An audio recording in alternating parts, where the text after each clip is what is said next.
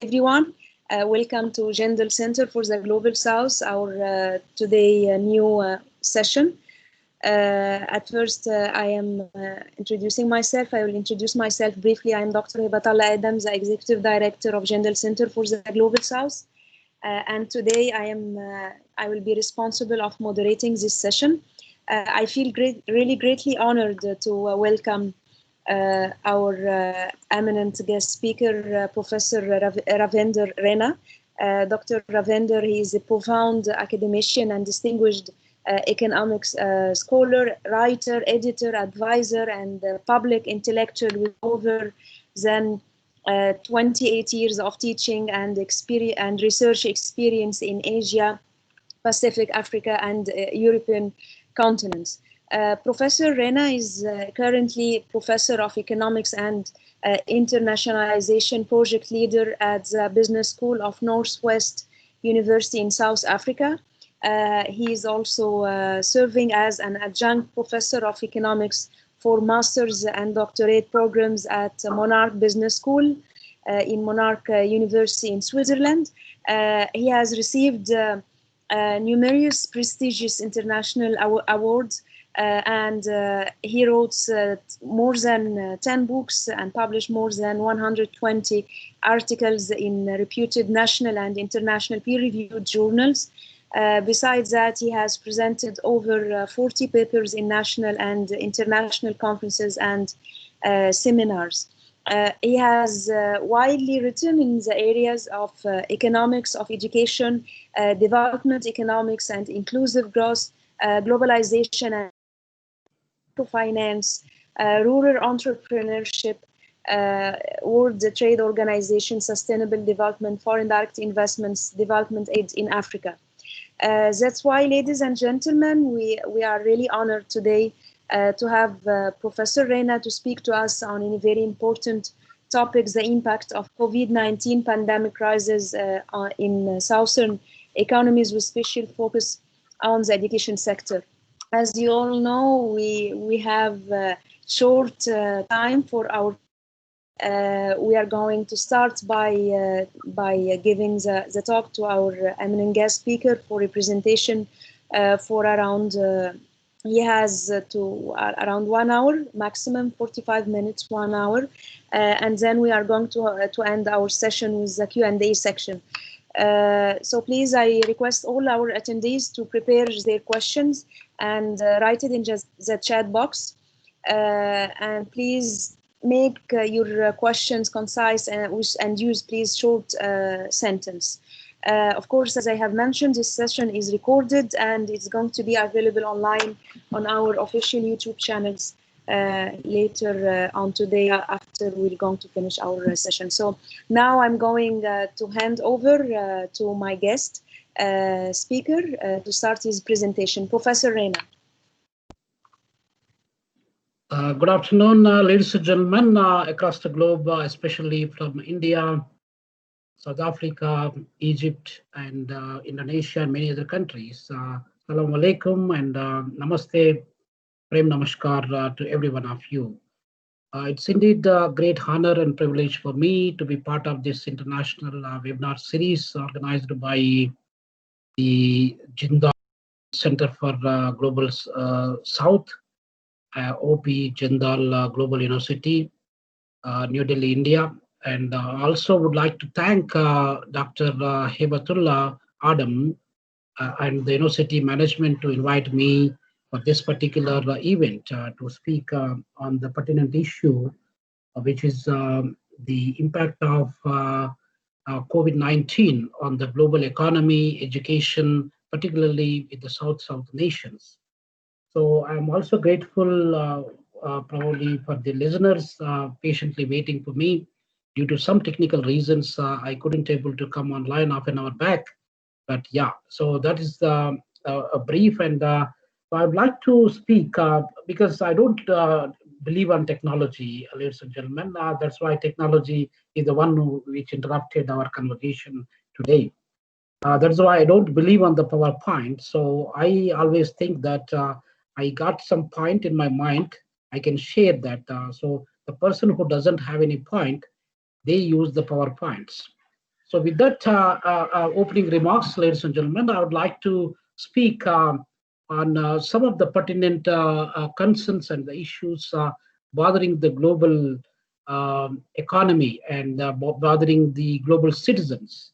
The first part of my presentation would be on the COVID issues, because basically COVID is the one which brought us together today.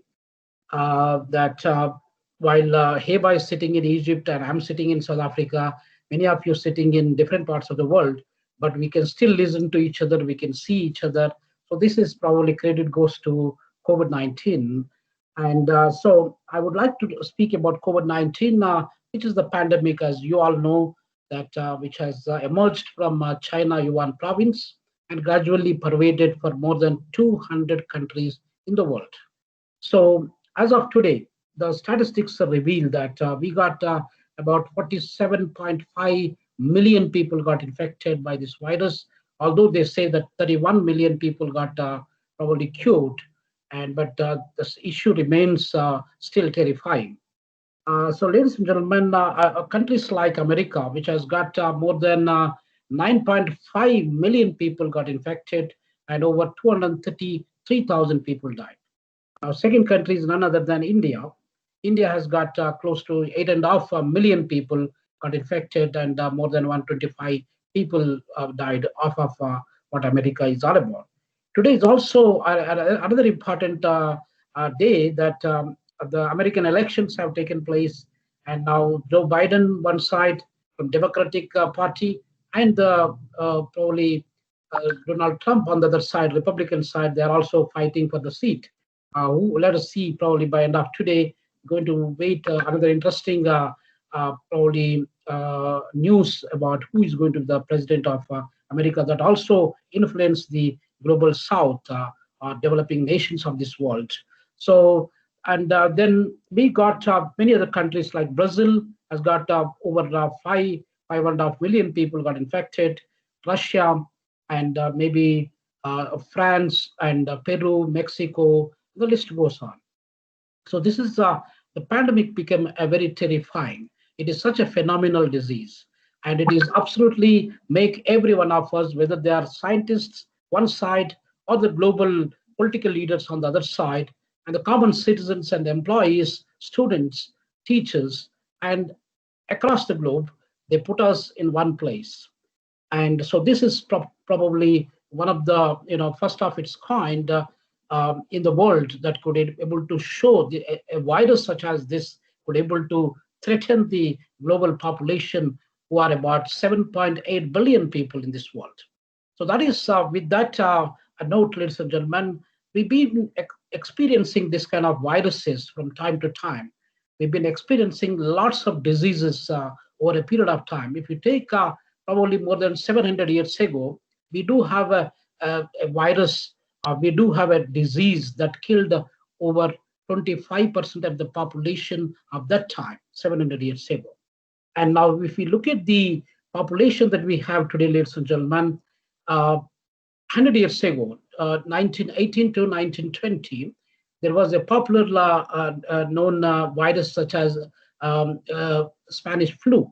And Spanish flu, which was started sometime in America and gradually come to different parts of the world, and which is popularly known as Spanish flu because it has nothing to do with the Spain as such, but because Spain is giving widespread coverage in Spanish or in the Spain land, that is why it became a Spanish flu. And that Spanish flu infected over 500 million people across the globe, and which killed literally 50 million people. So if we compare with that, so that means that the killing rate of virus or the flu of that time is 10%. Now, if you compare with that 100 years ago Spanish flu and today's coronavirus, which is not that dangerous, where all the scientists across the globe, they begin to understand that the death rate of this is only less than 1% or maybe 0.89% and so on and so forth. So with that, we don't need to be terrified with this COVID-19. It's nothing is permanent. We have seen for every 10 years, we've been seeing SARS, we've been seeing influenzas. We have seen so many other problems keep coming up from time to time. But this problem literally put every one of us remains at home, stay at home, and use the sanitizers, use the masks. And it taught us so many lessons for us that we protect ourselves more than protecting anything else. So everybody became, every individual out of the 7.8 billion people, equally important, because your life is in my hand and my life is in your hand. So that's how we need to protect each other. And we were talking about so many things. We were talking about globalization, we were talking about privatization, we were talking about liberalization, we were talking about economic development, science and technology, engineering, innovation. But now the talk is only coronavirus. Now the talk is only how to protect ourselves, how to maintain the social distancing, how to use the masks, and how to use the sanitizers, how to wash the hands. So this has become an issue for the globe, which is not going to be permanent, as we all know that nothing is permanent in the world. We people also not permanent in this world, ladies and gentlemen. We are here only for the period of about 70 to 100 years if we are lucky enough to leave, but otherwise we will be leaving this world very soon. So Mahatma Gandhi or Marshal Tito or Nasser and so many other great leaders of the globe, they come and they go. So none of them are permanent here. So our time also will come, ladies and gentlemen. But now within this short span of period of our stay on this beautiful planet, Earth, what we can do and what we are supposed to do and what we can try to contribute for this beautiful globe. That's what is important, ladies and gentlemen. So this COVID-19 is taught us a lot of lessons, and so which make us bit miser and which make us bit think about on various options, because we've been thinking about this pandemic is basically, it is an unusual phenomena. It is it's an unprecedented phenomena, and but we adopted that unusual phenomena and we make it as a normal phenomena. We begin to live with this abnormal phenomena as a normal one. So that is probably one of the important aspects. And now, so the whole world, there are hardly few countries in the world. I was speaking to some of my colleagues in Vietnam yesterday, and my colleagues in probably a few weeks ago, I was speaking to a colleague who is working and living as a professor in Fiji. But the number of cases in those countries is less than 1,000 or 1,500. Now, imagine the country like India, which is the coronavirus is spreading like a bush fire. So every day infection rate is close to 100,000 people. That is absolutely phenomenal, and that can also, hit the economy, the polity, and the education system of India and the rest of the world very badly. So, ladies and gentlemen, this is one part of my probably insight that I would like to share with you. Then I would like to take you to the other side of the coin, the global economy. How the global economy looks like. I was reading something probably a couple of days ago. There is a asteroid. Asteroid says that if we utilize that asteroid, then the global economy is going to be 10,000 quadrillion dollars. So 10,000 quadrillion dollars, you cannot even imagine how much that money is going to be. Now we are talking less than 80 trillion dollars in the global economy today. 80 billion is nothing, ladies and gentlemen. It looks like a small figure, but that's the global economy looks like. About 80 trillion dollars. Out of 80 trillion dollars, America considered to be the largest economy in the whole world for the past 150 years, ladies and gentlemen. Starting from 1871 until today, no country became the largest economy in the whole world other than USA. So USA contribute how much it contributes to the global economy? Plus minus about 24 to 25%, which has got about $23 trillion America is contributing to the global economy, whereas the China, which is the second largest economy, is contributing about 14.6 trillion US dollars. Now, who are the third economies in the world? It is none other than Japan. Japan contributes little more than $7 trillion, whereas Germany, which is the fourth largest economy, contributes about 4.2 or 4.3 trillion dollars. Now, so this is the kind of listing. This is the kind of ranking in the global economy. Now, the other economy that we have is India. India contributes about $2.8 trillion to the global economy. But if you take back, if you go back to the history in this world, about 250 years ago or 260 years ago, ladies and gentlemen, that India is the largest, or India was the largest economy in the whole world, which was contributing 30% of the total wealth of this world. So you can imagine the magnitude of the wealth that was concentrated in Indian soil or Indian subcontinent. But then later on, India became probably a country which contributes 25% of the global wealth, and now we could not even contribute more than 3% of the global wealth, ladies and gentlemen. So this is the paradigm shift. So this shows that nothing is permanent. Now we have seen so many politicians coming in to the power and going out of the power, and so many political parties across the globe. There are new political parties also been emerged, but at the end, what is happening is that it's only a temporary phenomenon. Nothing is permanent, ladies and gentlemen. It is only the land, which is close to 500 million square kilometers of this land, that is the earth size, ladies and gentlemen, and the governance systems. Governance systems, probably though the political parties will change from time to time, but the government system or the sovereignty will also remain probably in the generations to come. The people, we all will be leaving this world one day or the other day, but our next generations, our children, grandchildren, great-grandchildren are going to stay on this planet. So this is the kind of cycle, or this is the kind of circular, that is what is happening. Now that is why, ladies and gentlemen, the whole world economy looks like it is in turmoil, particularly with this global COVID-19 situation. Now the economies have been suffering, although as I listed out a few economies, even Russian economy is just more than $1 trillion, and Brazilian economy is about $1.8 trillion. So these are the top economies. UK and Canada, Italy, and France also come into the list. But what I'm saying here is that, ladies and gentlemen, now the economies and the population and the economic power was not in one hand. It is changing. India was the economic power, a powerhouse of this world, but lost the power. Now America has been ruling for the past 150 years. Now China, probably in the coming few years' time, it may also take over from America and is going to be the largest economy. Let me also share with you, ladies and gentlemen, 1947, 15th of August, when India got independence, and 1948, when probably China got independence. So after probably about 1.5 to 2 years later, China got independence. Now, if you look at the economic size of India and China, about 75, 76 years ago, India still remains the largest economy when you compare with China, ladies and gentlemen.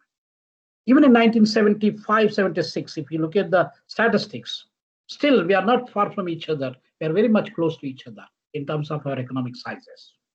But now in 1990, or 30 years ago, we are talking about, when we look at the size of the economy of China, which is probably about $316 billion economy, whereas India is about close to $300 billion economy.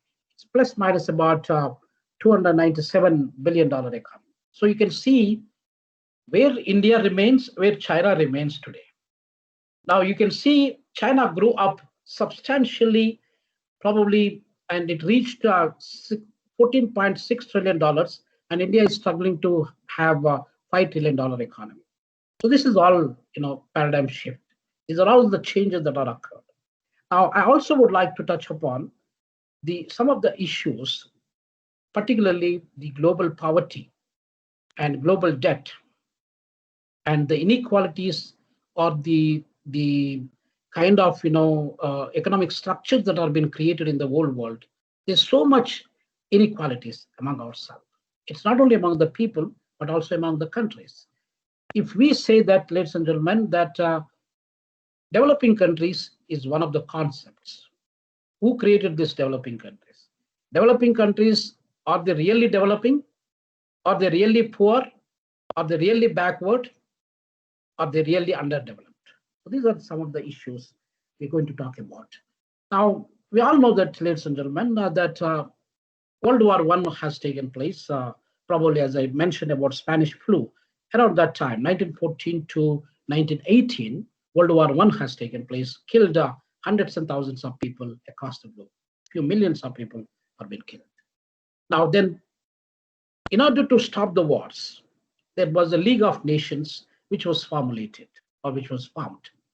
League of Nations was ineffective and inefficient, and that is why in 1929 to 1934, some great economic depression. Eventually, it also pushed World War II because of the Germany and Italy and also Japan on the other side, and then the rest of the world on the other side. So now the World War II has taken place presumably from 1939 to 1944, 1945. So what happens in between? If the League of Nations is strong enough to desist this World War II, they could have stopped it. Because of that, it is an inefficient organization, although it was the first global organization which was formulated to desist the wars, but nothing has happened. So that eventually led to, Hitler one side, and fascist, leader is also on that side, and Japanese leaders. So these people, they wanted to conquer the world. They wanted to dominate over the world. Now, that is how they pushed it to the World War II. And there was so much destruction has taken place across the globe during the World War II. Millions of people have been died. Indian soldiers, or the British is the one became the supreme hero or supreme powerful country in the world during World War II, because most of the world is in the hands of British. Ladies and gentlemen, if you look at England, so many Indian states, they are much bigger than England actually. The city of the Mahikeng is the capital of Northwest Province of South Africa. Northwest Province is much bigger than the England as a country. So, ladies and gentlemen, such a small country, UK together, is also not even close to any of the state like Rajasthan of India. So, such a small country, or maybe UK as a group of countries, they could able to rule the world for so long period of time. They could able to extract and exploit the cheap labor and the economies and the natural resources of these developing countries, and then make themselves or London as one of the best cities in the world. So, ladies and gentlemen, this is all a politics, and which is taken place, and the wars that are taking place just to have the economic power and the political power. So then World War II has completed, and eventually that probably after the end of World War II, Hiroshima and Nagasaki was bombed on 6th and 9th of August 1945. And then by and large at the same time, there was some kind of consensus. Then they would like to establish a association that is now became a United Nations organization, UNO. So UNO came into existence formally, although they laid the foundation April 1945, but then they took almost 6 months' time to set up this organization, which we celebrated UN Formation Day last month on 24th of October. So 24th of October, 1945, that's when the United Nations has formed. So what is the duty of this United Nations, ladies and gentlemen? What it is supposed to do? It has to establish the harmony among all the nations in the world. Now, plus minus, we got about 230 countries in the world. But the number of countries that are members of the United Nations organization is only 193, not even 200 countries. So, which means that there are some countries which are still not members of the United Nations organization. So, United Nations organization has to foresee and has to establish the international peace, understanding, security among all the nations. The globe should be like a one family, ladies and gentlemen. That's why in Hindu philosophy they say Vasudhaika Kutumbam. The whole world is one family. But what is happening? We have United Nations one side. A lot of leaders, they talk about the global family and harmony and good relationship, internationalization, developing each other and supporting each other, promoting each other. What is happening in the world, ladies and gentlemen, today? For the past 75 years down the line, if you look at the history, and then you all know that what had happened. The duty of the United Nations organization to establish the peace and stability, the better relationship among ourselves. But when we look at the wars that are taking place, ladies and gentlemen, Iran-Iraq war taking place. Palestine war is still taking place. Israel-Palestine is still going on, ongoing war. And Afghanistan, Syria, and so many countries in the world, ladies and gentlemen, they are brought into such turmoil. Libya, so that kind of turmoil. Why these things are happening? Why United Nations are unable to stop this kind of interventions or penetration of certain political powers into these nations? So that is the fundamental issue. One has to discuss, debate, and bring some sort of consensus and try to provide some solutions to this problem. But we do not create any solutions to this problem. There are simple things, but we created the problems actually to solve those people. They're all innocent people. Libyans are innocent, Iranis, Iraqis, and those Pakistanis, Afghanistani people, Kashmiri people, Indian people, Bangladeshi people. You talk about any issues, ladies and gentlemen, they're all innocent people. It is the political leaders, because of their own political will and ego, they are the one who brought all these people into problems. Otherwise, the world would have been a better place and a peaceful place in this planet that we all would love to stay for as much as we can. But now people begin to be depressed because they wanted to die. They wanted to commit suicides. And I was reading some article recently, last month, that out of 7.8 billion people, more than 1.2 billion people are mentally not fit, ladies and gentlemen. You can imagine the situation of our own people here. They may look all right. They may wearing the suit and nice fancy dresses, but mentally they are not strong enough. Emotionally they are weak, ladies and gentlemen. Who brought these things? It is the kind of leaders, the political leaders that they are creating additional problems to us. So what I would like to tell you here is that United Nations organization is the supreme body which is consisting of 193 nations of this world. But what United Nations is doing in order to stop the wars. So the wars have to be stopped. Of course, we may say that the World War III didn't take place, but indirectly there are so many countries. If you talk about DRC Congo, you talk about Nigeria, you talk about Liberia, you talk about Malawi, Mali, and you talk about many other countries in the African soil, African continent, ladies and gentlemen, they're all fighting every single day. Now, where is the peace? Where is the stability? Where is the international safety and security that is prevailed by the United Nations organization, ladies and gentlemen? We should also understand that important point is there is the veto power countries. There are only 5 countries in the world, they got the veto power. Who are those 5 countries? It is the Russia, the France, UK, USA, and China. 5 countries.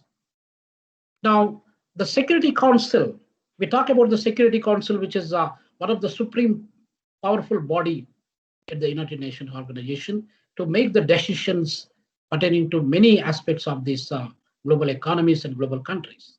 Now, what is happening? There are 15 countries, they keep changing, ladies and gentlemen. So 15 countries, Dominican Republic, Indonesia is also part of there. South Africa is also sitting as a maybe the United Nations Security Council member as of now. But now, does that mean these 15 countries, they have the power? Do they really have the power to make the decisions that are being taken place at the United Nations level? One has to question this, ladies and gentlemen. There are, out of 193 countries, as I told you, 50 countries of that particular association, they could not become the Security Council members, ladies and gentlemen. One can imagine 1945 to 2020, we are talking about 75 years down the line. 50 countries in that pool, they never get a chance to become the Security Council 15-member body, ladies and gentlemen. So one can talk and one can think about these things. Who is taking the decisions there? Now, if you look at the American dollar became so powerful in the world. Why American dollar became so powerful in the world? Why not UK pound? Why not Japanese yen? Or why not Indian rupees or Chinese renminbi? Then America alone controls more than 42% of the power within the United Nations, within the World Bank, within the every aspect of IMF and every aspect. So that is why the power is in the hands of very few people. That is why there is so much inequality taking place. There is so much disturbances is taking place in the whole world. So there is no justice for whatever the leaders have been doing in the world. There's no justice. And without justice, there's no peace in this world, ladies and gentlemen. So justice and peace, they are the two sides of the same coin, without which, they cannot support each other. So we need to stabilize, we need to establish the justice actually. But the global leaders, as we see today, none of them are careful about, none of them are caring about the justice system. Everybody is self-centered, selfish. They're trying to mint the money, they're trying to take all the money from the common man. Common man is the one who pays every single cent, ladies and gentlemen. Governments may talk about that we are giving you this package, that package, we are giving you free money, we are giving you this scheme, that scheme. There are nothing, ladies and gentlemen. It is the common man who is bearing that cost, not the politician, ladies and gentlemen. So this is what has happened at the United Nations. So that is why we couldn't able to stop the wars that are taking place across the globe. Trillions and trillions of dollars have been spent on the arms and ammunition, on the fighter jets, on the war tanks, on the various other war-related equipments. Hundreds and thousands of soldiers have been killed. Ethiopian-Eritrean war also, hundreds and thousands of soldiers have been killed during 1998 to 2001 bitter war that was taking place while I was working there in that country, ladies and gentlemen. So what I was telling is that the whole world is messed up. And who can fix this world? We all will think that somebody else will come, they will try to take a proper decisions, they will try to uphold the decisions, and they try to settle all these problems. Nothing is going to happen, ladies and gentlemen. Every citizen of this world, we are all equally responsible. We are equally, we should take the responsibility and we should work harder. We should try to contribute for the better world, ladies and gentlemen. Otherwise, if we simply think that no leader will do or somebody else will do, and we are fooling ourselves, nothing change is going to occur in this world, ladies and gentlemen. So that is about the United Nations. Now we got to the non-aligned movement. A non-aligned movement was started by Jawaharlal Nehru, probably then Indian Prime Minister, and then Marshal Tito. We do have Tito from Brazil, and we have Nasser from Egypt, and we have Nkrumah from Ghana, and then Sukarno, probably the Indonesian leader. So these are the leaders. They started the non-aligned movement as one of the, just to make a balance of power. And then that balance of power, although there are 120 developing countries in the world, they became the member of non-aligned movement, which was initiated in 1955, ladies and gentlemen. So just after the 10 years when the United Nations was formed, after 10 years, they initiated this, these global leaders that I mentioned. And I went to Indonesia probably 3 years ago. I went to a place called Bandung. Bandung is the place where the first treaty was taken place. This is popularly known as Bandung Treaty or Bandung Conference. If you look at the Google and if you look at the history, you'll understand what I'm talking about. So 1961, the non-aligned movement came into existence. But if you look at the, the news, and if you see the developments that are occurring in the non-aligned movement, we never heard about. We never see any kind of developments. So this is the kind of balance of power, ladies and gentlemen, that they wanted to start the Developing Countries Association. This is what is South-South nations actually. A South-South nation is nothing but developing, and developing countries is a form of association, and that is grouped by all these developing countries like India, China, probably all those from Asia, from Latin America, and also from African continent. None of the countries in Africa is become a developed country in the world until today. Even after 60 years of democracy or 60 years of their independence, but none of them became developed countries. Even in Asian continent, ladies and gentlemen, South Korea and Japan, probably Hong Kong and Singapore, these are the only countries that they could lift themselves out of the developing countries list, and they joined the pool of developed countries. So if you look at the global structure, out of 230 countries in the world, we got 1/3 of them, they are developed countries, and probably many of them, they are the members of the OECD, Organization of Economic Cooperation and Development. Now, if you look at the other side of developing countries, where I'm talking about non-aligned movement, and we got 120 countries. So 2/3 of this world is consisting of developing countries. You can imagine, meaning that country like Qatar, country like Luxembourg, Switzerland, they got close to $100,000 as their per capita incomes. Whereas country like Liberia, Malawi, Eritrea, Ethiopia, and Chad and Niger, they don't even have $1,000 as their per capita income. Probably about 600, 700 US dollars per capita income per year. Whereas countries like Qatar has got more than 100,000 US dollars as their per capita. So where is the kind of balance that we are looking at? Now, if we see the magnitude of the poverty levels, I was telling you earlier that we got 5 countries in the world, they got 50% of the global economy in their hand. 5 countries in the world, they contribute 50% of the total poverty of this world. Then who are those 5 countries? But we need to share, we need to understand that. India being the 5th largest economy, or aiming to become the 2nd or 3rd largest economy in the world, or once upon a time, it is the largest economy, only largest economy in the whole world, contribute 24% of the total poverty of this world. Absolutely pathetic, absolutely painful, absolutely depressing to see this. But that is the fact, ladies and gentlemen. Now, Nigeria, which is the 6th largest populated country in the world and largest populated country in African continent, which contributes more than 15% of the global poverty. We got DRC Congo contributes 7%, Ethiopia contributes 4%, Bangladesh contribute 3%. So you can think about these 5 countries bringing total 50% of the poverty of the world, whereas 5 countries, as I said, America, China, Japan, and Germany, maybe India, together they have 50% of the economy of the world. So where is the kind of equality? Now, if you look at the global debt is a worst phenomenon, ladies and gentlemen. We got over $255 trillion global debt we are sitting with.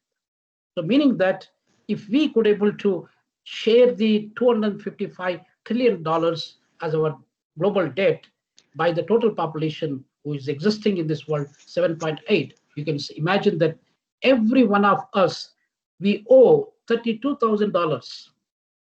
Now, I don't think in Egypt or in South Africa or maybe in India or maybe in Pakistan or in Indonesia, people could able to earn $32,000 per month average citizen. Even some of the professors, they could not able to earn $32,000. But we owe indirectly. We do not know that we owe that much money. This is the kind of scenario that we are sitting with. So, ladies and gentlemen, I mean, the global economy is been completely messed up. Everybody is trying to gain and trying to utilize the resources, trying to exploit the cheap labor, trying to exploit the natural resources, and they're trying to becoming, probably powerful companies in the world. If you look at the global companies, Amazon was not even known to the world in 1997.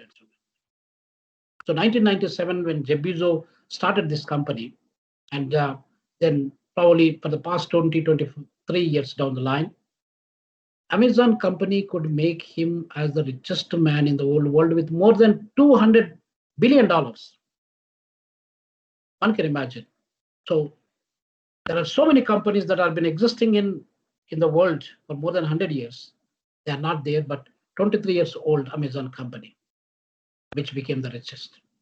We got Facebook, probably about 10 years ago, Facebook was not even 10, 12, 15 years ago, Facebook was not in existence. Google company, Alphabet, was also not in existence, ladies and gentlemen. There's so many companies that we see today, they were not existing for the past, but they came up, they became the richest, they have become the largest contributors to the global economy only for the past few years. So the world is shifting. Now, what I would like to say that, though we talk about the global South-South nations, though we talk about the equality, though we talk about the economic development, ladies and gentlemen, we talk about economic growth as economists or students of economics. But what is the use of achieving 10% growth rate or 20% growth rate when your people are still poor? So when you leave the common man out of the economic growth and then you talk about 15% growth rate, it doesn't make any sense, ladies and gentlemen. The economic growth, if it is 10 or 8 or 5 or 2%, if the benefit of the economic growth is also, the fruit of the economic growth is shared by the common man, then the economic growth has got some value. Otherwise, in any country in the world, you're talking about 8%. Go to Ethiopia. We got more than 100 million people sitting there. We got 8% economic growth rate there. But when majority of the people are literally sitting with poverty, unemployment, and destitute situation, then what is the use of having 8% economy? We used to have, India is the fastest growing economy in the world, according to IMF estimations a couple of years ago. Now, as I mentioned to you just now, 24% of our people are still living with below poverty line. So what is the use of that? So that is why, ladies and gentlemen, we need to think about that. There's no kind of, we can create a better picture and we can talk about the economic development, innovation, science and technology without uplifting the people, those who are literally having no basic needs, ladies and gentlemen. No food, no clothing, no shelter. And whereas the people like Mukesh Ambani is sitting in $1 billion house. So we do have a lot of inequalities among ourselves. We need to, of course, we cannot able to bring the equality among all these 7.8 billion people in the world, but we can try to uplift. We can try to lift those, give a hand and try to lift them, try to give them some kind of push for them to have a better life. So we all should work, ladies and gentlemen, in order to promote the welfare of our own fellow human beings. If America wanted to become more rich and richer country in the world, if all the world is poor, then who is going to buy the products from America? So one has to think it's a simple logic, ladies and gentlemen. If you wanted to become a rich, when your fellow colleagues and fellow human beings are very poor, then nobody can able to buy your own products that you are producing, ladies and gentlemen. So therefore, if we could able to lift, now China is the only country in the world which could able to lift 700 million people out of poverty for the past 25, 30 years down the line. So we have, that is why China aggressively, although 30 years ago, China and we are equal to each other, but China went so much ahead of us because of their aggressive economic development policies. And that is why, so we all need to work for each other. There is no way, if somebody wants to become rich, you need to help the other poor people so that one day or the other day, this poor man, one day he was poor, but at least he can try to support you more than he can while he was a poor man. So with this, ladies and gentlemen, in the interest of time, I'd like to conclude by stating that I would like to also touch upon some of the educational issues. Education is one of the important aspects. We got more than 2.2 billion students in the world out of 7.8 billion, as I told you, in the total population. So 2.2 billion people. India alone has got more than 216 million students, particularly at the higher education level. Now, one can imagine that country like Pakistan whole population and the student population of India, it cannot be comparable. So that is the kind of scenario we're sitting. But this COVID-19 literally hurt all the educational institutions are remain closed, and the universities, more than 25,000 universities across the globe, they remain closed. There are hundreds and thousands of colleges, particularly in India alone. We got about 50,000 colleges, which are sometimes bigger than universities of many countries in the whole world. They're all closed today. Hundreds and thousands of schools also closed. So education is badly affected by this virus. Economy is basically badly affected, because if you look at the food industry, more than $5 trillion are being generated by the food industry alone. That has been completely collapsed. Now there is no value chain, there is no supply chain. All these chains are being broken into pieces, ladies and gentlemen. So in order to connect the broken into pieces and put them back to the track, it will take some time, ladies and gentlemen. So we got the airline industry one side. There are Emirates announced last week 30% of their staff members, including the pilots, are retrenched from the work.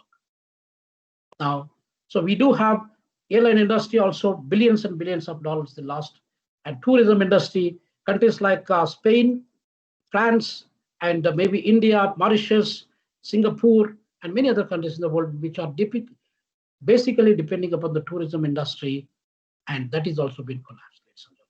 Now, the air travel restrictions, then the second wave of the virus has been also coming up, and eventually it is not end.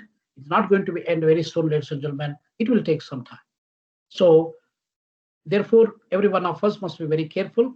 We must protect each other. We must respect each other's space, and we must also follow the regulations made by the WHO and the respective governments across the globe. So with these few remarks, I'd like to conclude by saying, thank you very much once again for the opportunity, Dr. Heba and the OP Jindal Global University, for giving me this opportunity to share some of my views and my insights.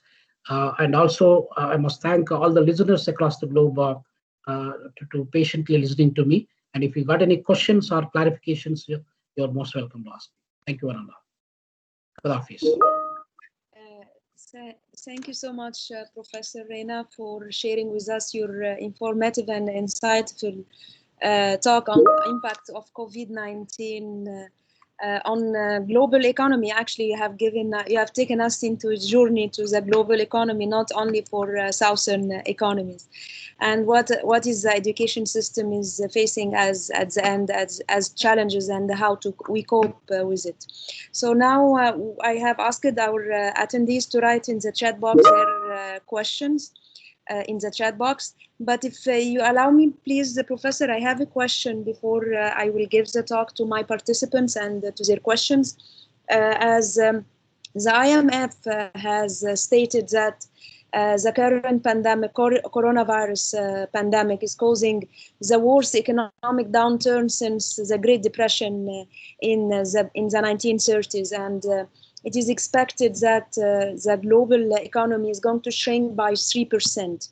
As you are an economist specialized in the African studies, so what does this is meaning for Africa, especially when we are speaking about Africa is having the external, the highest external debt, and they are facing complicated recovery problems. So what does this is going to mean for Africa development new focus, if we are going to speak that there will be a new focus, and what is going to be the nature of recovery for African economies?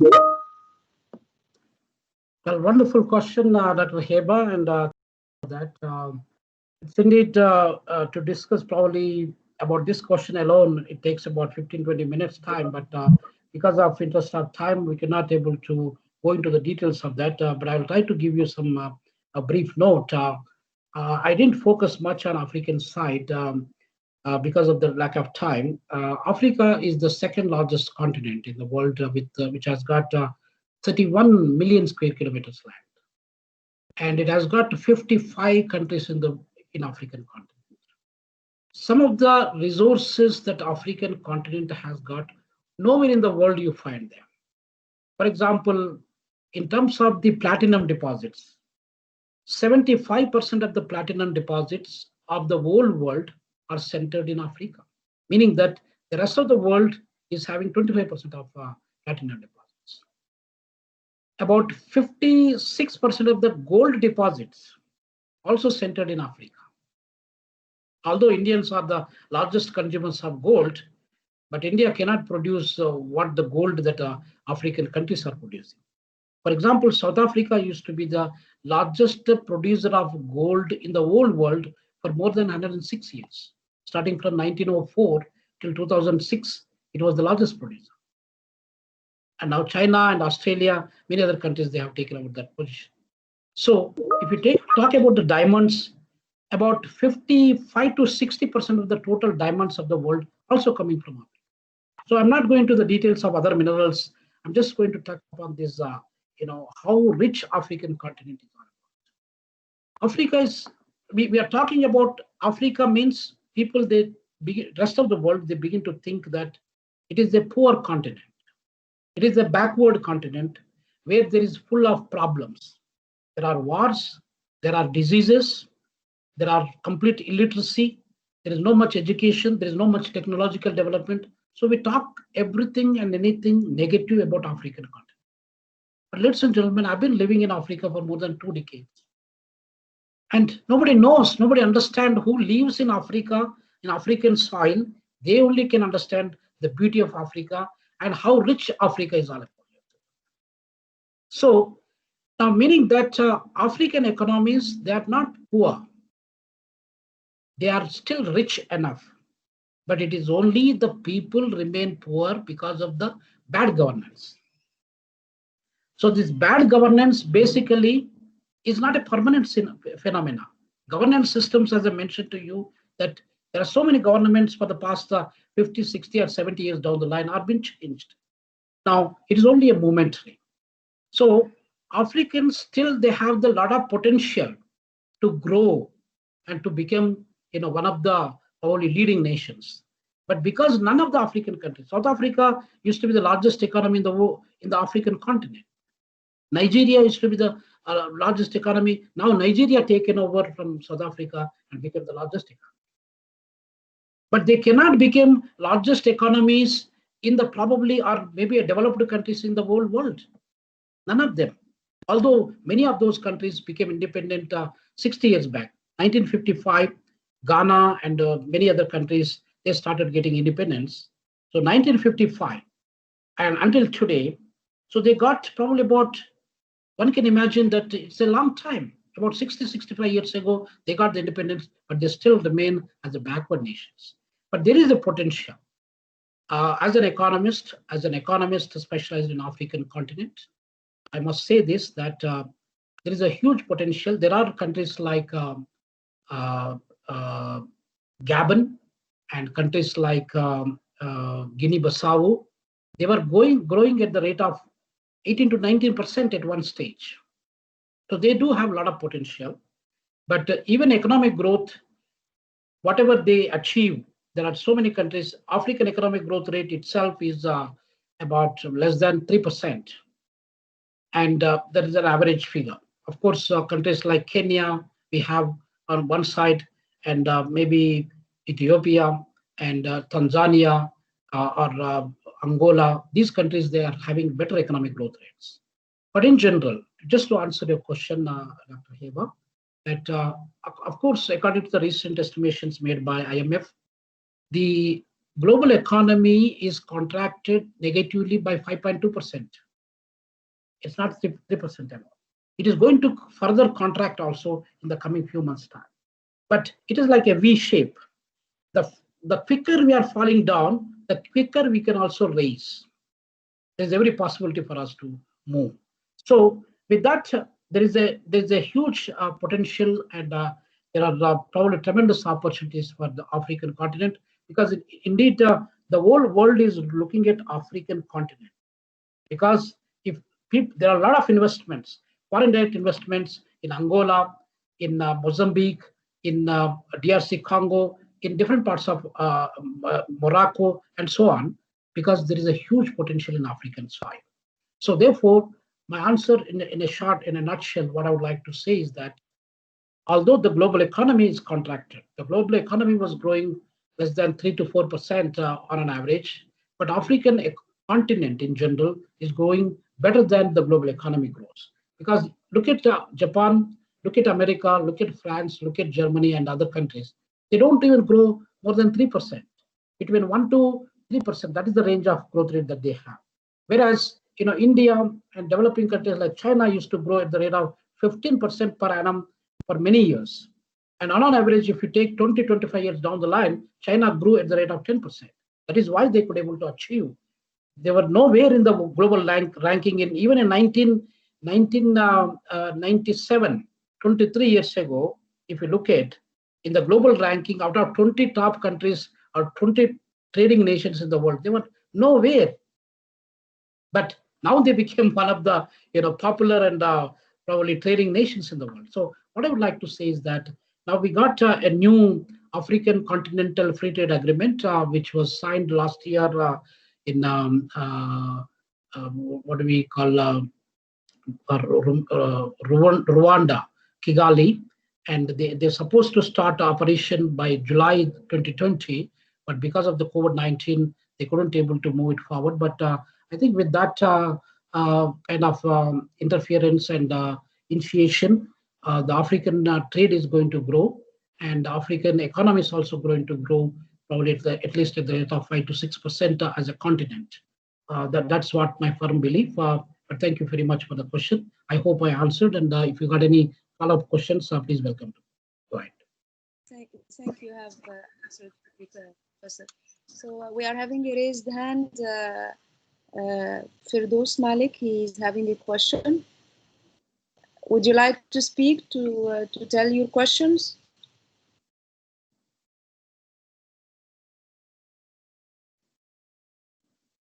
So meanwhile, until he connects, so we are having lots of questions actually in the chat box.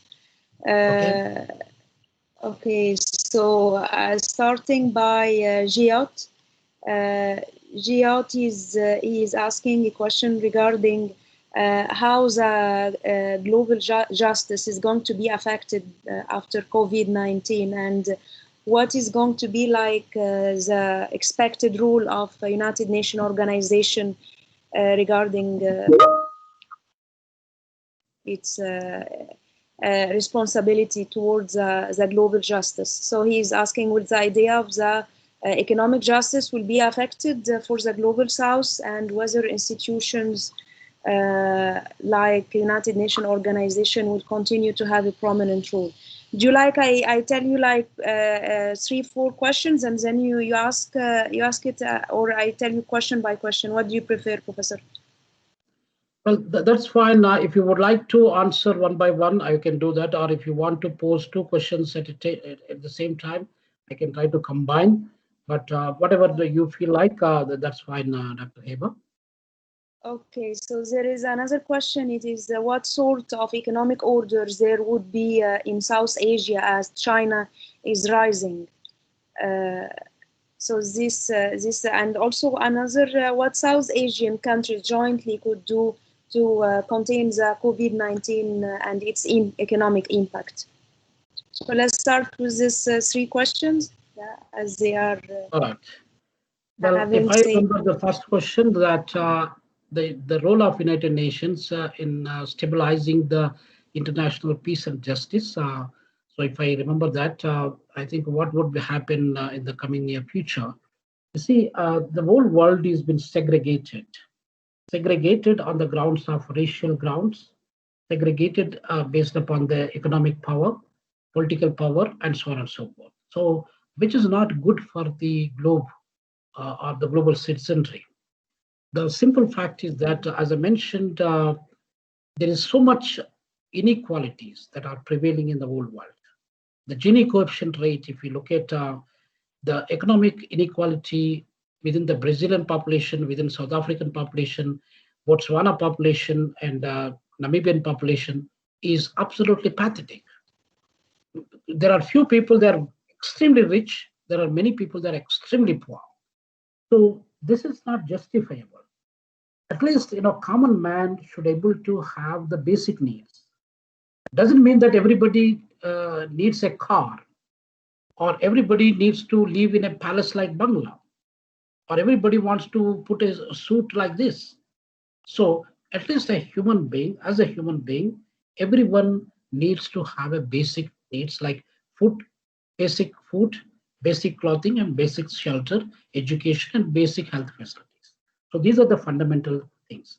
But now the world that has been growing for the past 70 years or 75 years down the line, it is disproportional. It is not the way that the world should grow in this order. So particularly the developing countries, they should realize the fact, and we have got great G77 countries. We got G20 countries. We got G7 or G8 countries. There are so many groups that are formed. There are so many NAFTA, SAFTA, North American Free Trade Association, South American Free Trade Association, COMESA we have got IGAD, we have got SARC, South Asian Association for Regional Cooperation. We got the ASEAN, Association of Southeast Asian Nation. So we do have so many blocks that are being created. The purpose of each and every block is to harmonize among ourselves, to support among ourselves. So we need to establish that international cooperation and international peace and understanding, and we need to work for that. Nobody is greater than, as a human being, out of 7.8 billion people living on this planet, every one of us, we are unique people actually. Nobody is inferior or nobody is superior rather. So if somebody is becoming a president or prime minister or a minister, doesn't mean that he is great and is more greater than any other ordinary human being actually. So without the ordinary human beings, there is nobody can gain the power. And if they are there sitting with the power, they should look at the common man. They should look at how best they can try to serve all the people, all the global leaders who are sitting at the top position. They're all basically servants. They're not leaders actually. They're basically servants. So they should understand this phenomenon closely. And so my answer would be, Heba, that you see the global structures created in a manner in which they formulated today, that is going to be detrimental, that is very dangerous for the global sustainable existence. We cannot have a sustainable future unless otherwise we break this current system. Because simple fact I would like to share with you that if you wanted to construct something, you construct something solid, robust from the ground level. But if you wanted to construct something too heavy at the top and too weak at the bottom, that is not going to be sustainable. So we must understand that. Now the world is created in such a manner that we are making top heavy and bottom weak. And there is no justice. So when there is no justice, as I said earlier, that there is no peace also. So the world is, there are so many terrorists going to be formulated. There are so many, probably insurgents are going to be created. There are so many people, attackers, and people who work for the ransom and money are going to be created. So the thieves, the number of thieves, dacoits are going to be increased. We don't want this. If you look at the Singapore, for example, in 1960s, Singapore was also having a lot of problems. What Africa is seeing today, Singapore has got about 60 years back. But now Singapore raised herself from such a zero level, such kind of situation, to one of the top 10 countries in the world. So we need to work hard for that. It's not an easy game. Every one of us are equally responsible. So if we think that a leader is going to do for us, no leader is going to do anything. Neither the Prime Minister Modi, nor Donald Trump, nor Prime Minister Imran Khan, and nobody else can do anything actually.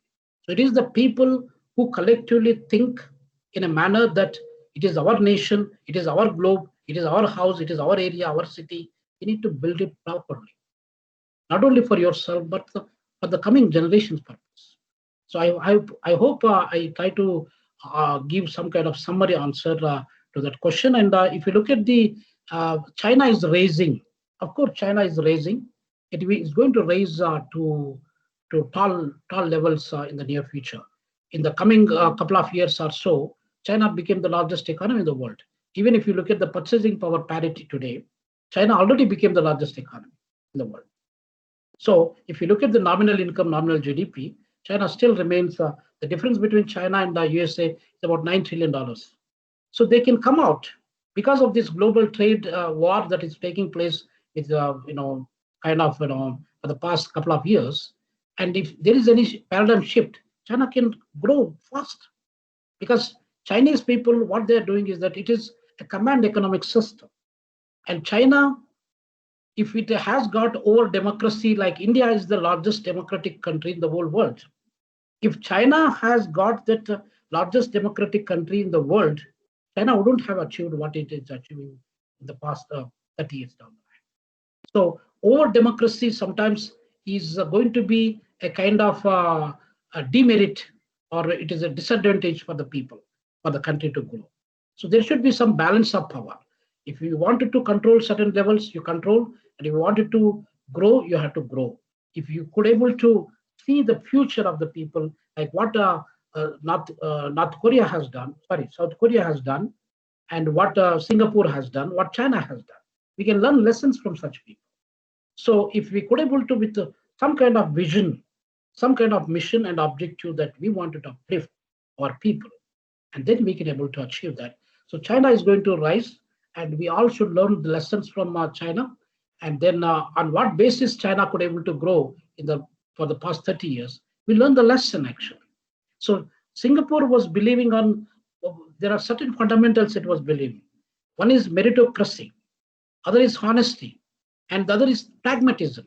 So if they could able to achieve based upon these three pillars, what they achieve today, why can't India could achieve that? Why can't Pakistan or Bangladesh or maybe Thailand or Burma or Myanmar can achieve that? So everything is possible, and it's an order, it's an economic order that was coming out from certain group of nations, because China is also one of the veto-powered countries. But being a developing country or a leader of developing countries, China could do nothing having a veto power for such a longer period of time. Actually, it could have vetoed. It could have shown its economic and political power to stop some of the wars that have been taking place in this world. So that is why the economic power, political power is still in the hands of very few nations. That is not going to be a correct one. India is supposed to get veto power long time back, but because of the political games, because of political dynamics, India couldn't able to get the power. In fact, India is the one who supported China to get the veto power actually. So anyway, these are few of the remarks I would like to share. If you got any specific question, rather you ask the question and then I address that, then we move to the next question. Sometimes I may probably forget the question and the summary of the question. Thank you. Yeah, no problem, Professor. Actually, you have answered many questions they have already answered. They have written in the chat box. I have different questions now. First question is from Aru. He's talking about which had innovation as one of the major factors contributing to their success. What are the potential threats that could emerge towards this innovation capacity of the world in the current crisis? And there is also another question from Muhammad. He's talking about educational challenges in time of COVID-19 and how to overcome these educational challenges of internet connection and affordability, especially in poor countries in Africa and Asia, and how to attract students to sit in front of screens to learn and to be patient, to stay for a longer time in front of screens. They weren't doing this in face-to-face lectures. Yes, very good question. Pertaining to your first question, that you are saying basically about innovation, how the innovation should be upheld, if I remember that. And you see, the challenge is that when a child is born, and until he is 5 years or 8 years old, he is more innovative because he doesn't know any restrictions and he doesn't have any kind of limits. There is no slab that is fixed. So he's more innovative because he got a full freedom. Now, people living on this planet, we are all innovative people actually. If somebody is having a innovative idea, a creative idea in painting or arts or sports or in education, in science and technology, in engineering, in ICT, in management. So we're all specialized and innovative people one way or the other way. But only the challenge is that now when the moment when you begin to suppress and oppress and try to put pressures on your mind, then your innovative skill is going to decline gradually. So if the same child after 8 years, mommy, daddy is going to say, and at the school also, they are going to talk that, okay, beta, you don't do this, you don't do this, you don't do that. So then he begin to restrict himself. His movements, the way he thinks, everything will be restricted. So at the same time, because of the COVID scenario, people, when they go out, they look at things, they learn. They can try to think, they can be innovative. But now they are sitting in four walls, within one room or within one house, and their movements have been restricted very much. So that will have a negative impact on the innovation of the people actually.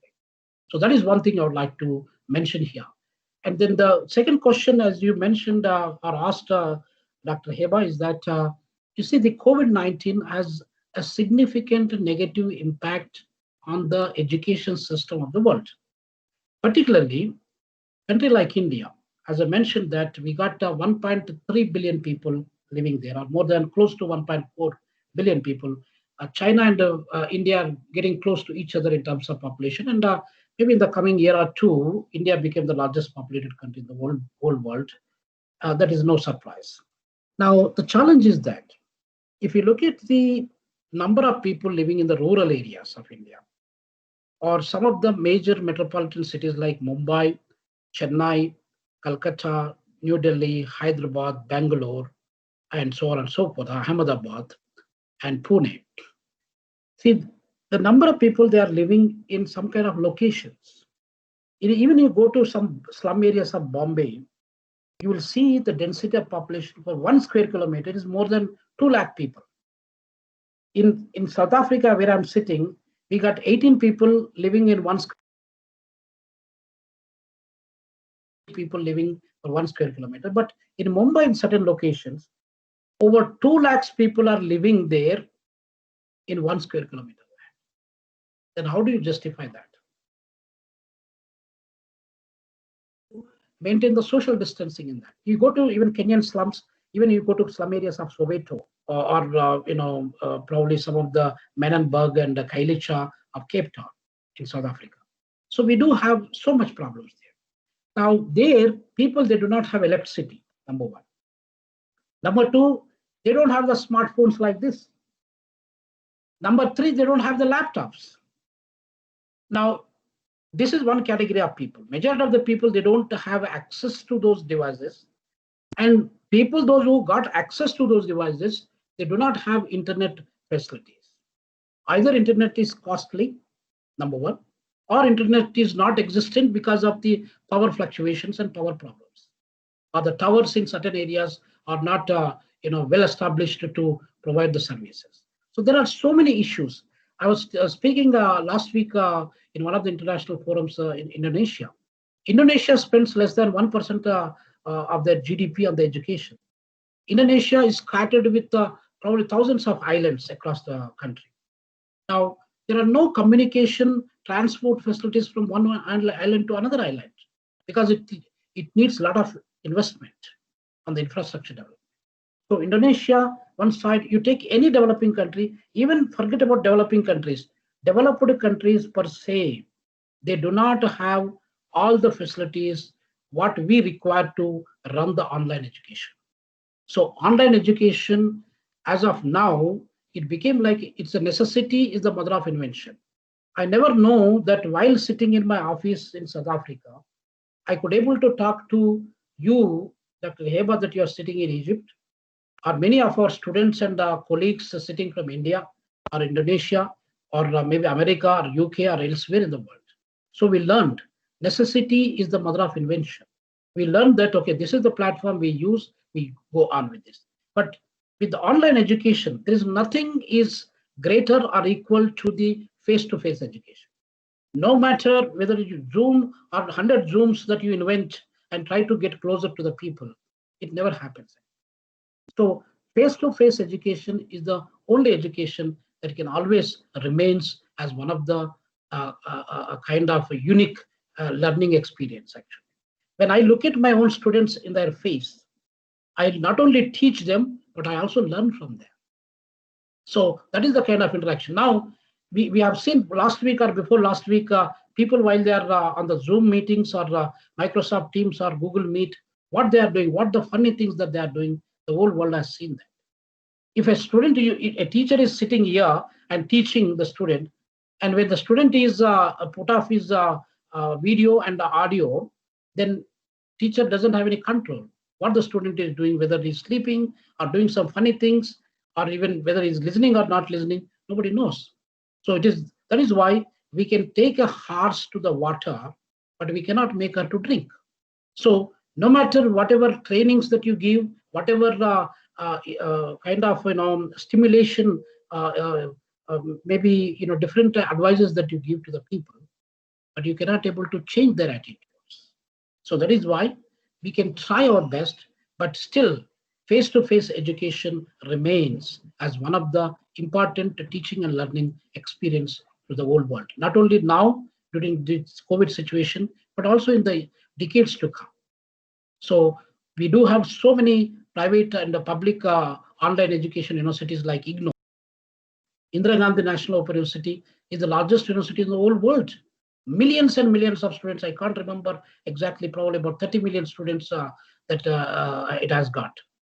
But now, UNISA, University of South Africa, also we got online education. So they've been practicing for many years, but still face-to-face education, nobody can replace, no technologies or no innovation can replace this face-to-face education. That is why in Indian scenario, they say Guru, Shishya, disciple, and the Guru, the teacher. The relationship is undividable. It cannot be separated. Even if a student become, probably a teacher and the student relationship is remain forever actually. It's not only for that learning period of 3 to 5 years or 2 years, it will remain forever. So that is why I think my answer would be that we do have a serious challenge. The learning is not taking place because the universities, even in South Africa also, were unable to reach our students in 100% because of data issues, because of power fluctuations, because of the infrastructure that we're supposed to have. So I think the same problem not only remains in developing world or South nations, but also in the developed countries also, we still have these problems. I hope I answered your question, Dr. Heba. Yeah. Yes, of course, Professor. So now I don't want to take from your time too much. So I have one. Actually, there is a group of questions here again about China. And first, I will tell you the three questions. So one question from Swati. She's asking, how can India respond to the new global economic order where China is going to take the lead? So how can India respond to this and the Chinese economic rise to the China, ensuring domestic development for India's most disadvantaged people? And another question, can you tell us after China, who will likely be the powerful in the world, and how many years will take for China to take over economic power? And another question regarding China is from Rachana. She's asking, how has the pandemic affected China's contribution in the Indo-Pacific region? Well, yeah, there are so many questions, Dr. Heba. I think I tried to test my memory. That the new economic order. You see, it is not a competition. It is like a complementarity. Like I was basically touching upon the point that a global economy is something in the combination of all of us. We are the one who is contributing. We are the one who is developing this. So globe is ours, and we belong to the globe. So that is the approach. You cannot simply say that it is a race. It's like a rat race that you need to run together, and who is the winner and who is the loser. So therefore, India has got the potential. In fact, if you look at the land resources, China is almost 3 times bigger than India in terms of area size. If I remember correctly, that China has got 9.5 million square kilometers land, whereas India has got 3.2 million square kilometers. So you can see the variation. So China is 3 times bigger than us, no doubt. But if you look at the quantity of good land, a soil, that is the best land in the world. America is number one. America has got the best land in the world. And India is the second country in the world which has got the best land, not the China. So China remains probably fifth or sixth country to have the best land. So what I'm saying is that India already has proven to the world that it is remained as the developed richest country in the world. So it has got a lot of potential to grow, but we all need to work.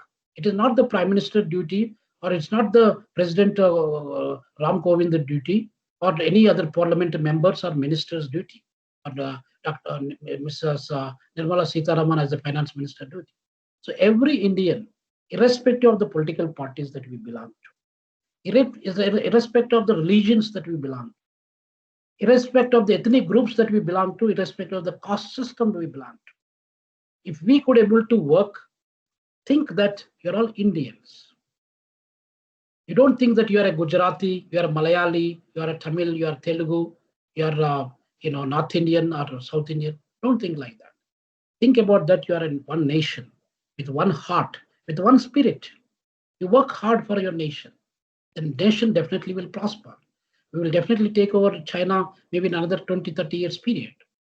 But the second question is that who will be after China, who will be the leader of the globe? It all depends, because nobody anticipated China became the global leader now. So it all depends upon, there are some countries, emerging economies that we identified. Vietnam is also one of the emerging economies. Thailand is also one of the emerging economies. Malaysia is also there. Indonesia was there. So we never know how best it is. It is basically your human resources one side, your natural resources on the other side. If we could able to engage with these two in a productive manner, then we can able to grow definitely. So it is, therefore we need a proper governing system. And governing systems nowadays everywhere become, the bureaucrats become corrupt, the politicians become corrupt, hundreds of crores. Nobody can earn hundreds of crores in one lifetime actually, unless otherwise they do some gimmicks. So therefore, we need to have the transparency in the system. We need to have the accountability in the system, and we need to maintain that kind of, we need to stabilize that system. And therefore, whatever the fruits, a common man who is suffering, he doesn't even have food.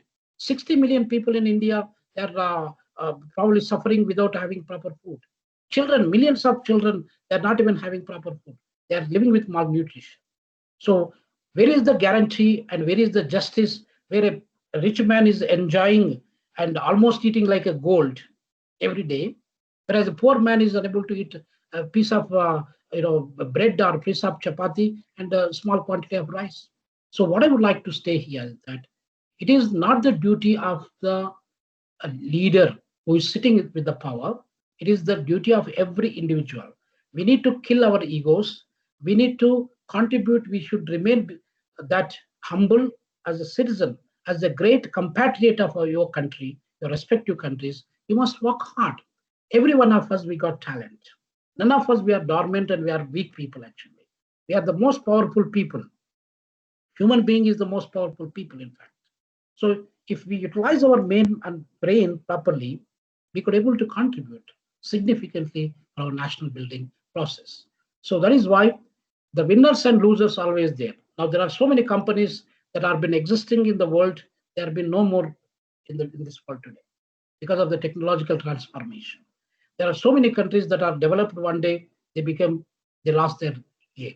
So winners and losers are very much possible, and therefore we need to have a focused mind, focused vision. We keep working hard. Don't expect the results. Just do your duty first, honestly, with dedication and commitment. Then you will see the miracles actually. So yes, so actually we had today lots of questions, and so I am seeing. Would you take? There is one last questions from Dr. Zahir, and do you have still time? Sir, I don't know whether no you problem. have still time. No problem. No problem. That's fine. We can. Okay, so we are having a question from Dr. Zahir. He's asking, would you kindly share your opinion on the development and potentiality of Bangladesh in various aspects in South Asia and in the world as per your valuable observation, analysis and suggestions? There is another question. What is the main role of BRICS in the world economies? How can BRICS surpass the emerging economics of after the US elections? Right, so, wonderful questions. Yes, Bangladesh. Yes, Bangladesh. Bangladesh before 1971, Bangladesh was not a country. But for the past 49 years down the line, Bangladesh has passed through lots of stages of development. Bangladesh is the country which has got the highest amount of densely populated country actually in the world.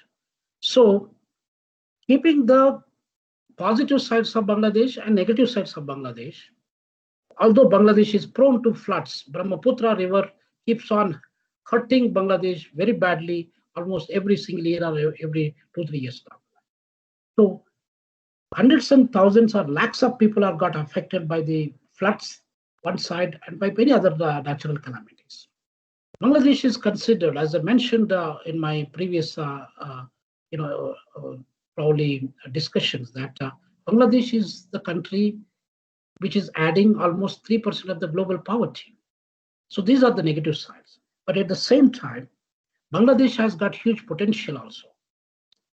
Now, Bangladesh economic growth rate is one of the fastest growing economies in the world.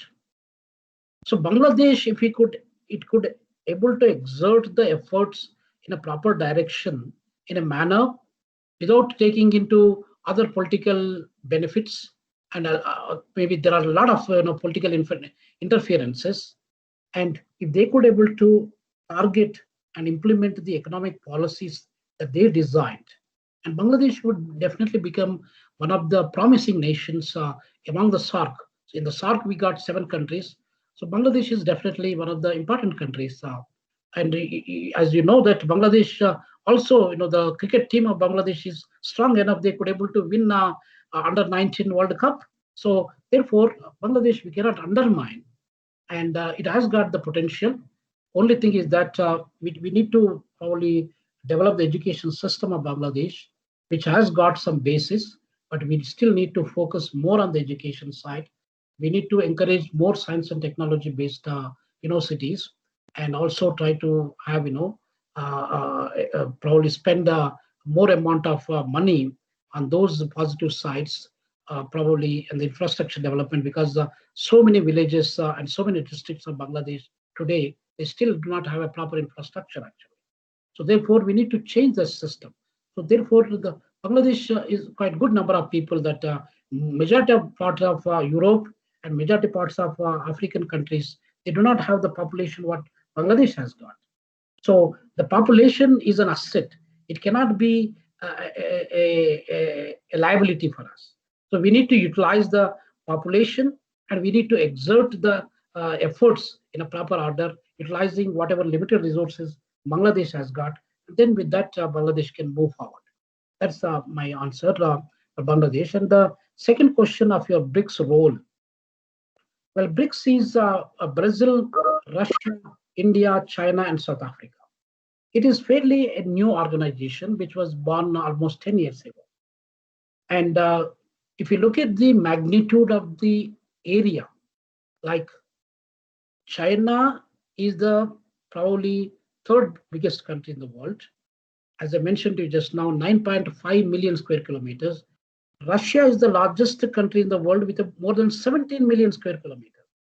So India 3.2, and Brazil also got about 8.5 million square kilometers. And then if you look at South Africa, probably about 1.2 million square kilometers. Now, combining the total area of the BRICS size is about 38 million square kilometers land. So that is the area size. In terms of population also, we are the largest, two largest populated countries, India, China, we could able to 1.4, almost to 2.8, nearly close to 3 billion people are coming from only these two countries. So population on one side, economy on the other side, we could able to contribute. So the BRICS, they still need to play their role in order to balance the economic power or the political power within the globe, because the non-aligned movement countries, although there are 120 countries, but they didn't to play their role actually. So if the BRICS, they take that as a challenge, and if they could able to make a paradigm shift and to balance the the political and economic power, and then we got the BRICS bank actually, which was started a few years ago with $100 billion. So that is a competitor for the global bank or the International Bank for Reconstruction and Development, World Bank. So we need to have a balance of power. Otherwise, during before 1990, when the Soviet Union was collapsed, and almost 15 republics of Soviet Union that have been separated. Now, before that 1990 scenario, there was a Cold War situation between two nations, America on one side and Russia at the Soviet Union on the other side. Now there is no balance of power actually. So we need to have the balance of power in the world. Otherwise, no country is superior than any other country in the world. They're all equals. Even with a small country like Nauru, Tuvalu, or Seychelles, and maybe largest country like Canada or maybe America, they're all equals. We are equal human beings. And the countries also, they're like we should share whatever the prosperities and the problems together. We must grow together. Actually, I hope I gave you some kind of insight on that, Dr. Heba. Yeah, of course, these excellent answers. Thank you so much, Professor. I have really personally enjoyed your answers and to listen to your talk and presentation. So yeah, before ending this thought-provoking session, we are now 7 p.m. so in India. So I'm really sorry for my participants. We cannot take more questions. I hope that Professor Ravinder will give us some time in future of his schedule, and we'll have organized another session with him as well. So thank you so much, Professor Ravinder, for accepting my invitation and making your time today to join us. And you were really patient to accept all questions and give your excellent explanation. So thank you so much. I was really greatly honored to host you online and to be with you. Thank you so much, Professor.